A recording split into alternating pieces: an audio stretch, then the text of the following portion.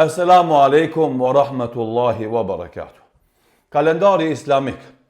Sot jemi dita e shtunë 12 Rabiu Thani 1447, 4 tetor viti 2025, që do të thot edhe 137 dit i kemi deri në Ramazan.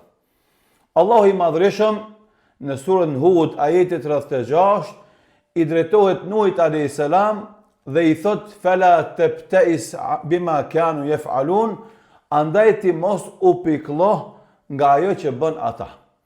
Pasi që Nuhi alayhis salam e ftoi popullin e tij në besim për 950 vjet e ata refuzuan, në fund i tha Allahu i Madhreshëm ti mos u pikëllo nga refuzimi i tyre. Andaj çdo besimtar, pasi që ja sqaron njerëzve të vërtetën e i këshillon rreth të vërtetës, nuk duhet të shqetësohet me ata që e refuzojnë këtë vërtetë.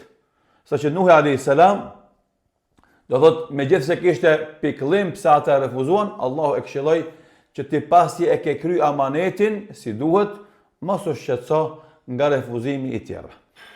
Andaj mesazhi i sodit është porosia të cilën e jep Sheikh Abdulaziz ibn Bazi, Allahu e mëshiroft dhe me xhenetin Firdaus e gëzoft, thotë kështu: koha është jeta. Andaj ai që humb kohën kot, realisht ai e ka humbur jetën e tij. Kurse ai që e ka humbi jetën e tij do të bëhet pishman, por pishmanllëku atij nuk i bën dobi as pak. Deri në stinën e dimrit kemi edhe 79 ditë, realisht stina e dimrit fillon me 1 Recep 1447 apo 21 dhjetor viti 2025. Zemrat shërohen tërësisht me Kur'an, e shpirti qetësohet tërësisht me iman. Kështu që merru me Kur'an, kujdesu për iman, e të kesh edhe zemër edhe shpirt të shëndosh.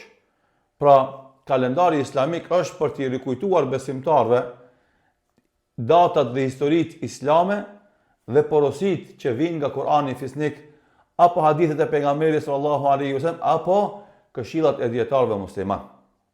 Kalojmë ditën me këto porosi dhe këshilla dhe mbushemi me energji pozitive që të vazhdojmë të kontribuojmë në zhvillimin e jetës shoqërore për të afruar njerëzimin më tepër e më afër Zotit të Madhreshëm.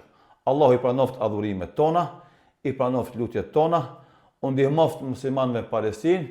Wassalamu alaikum wa rahmatullahi wa barakatuh.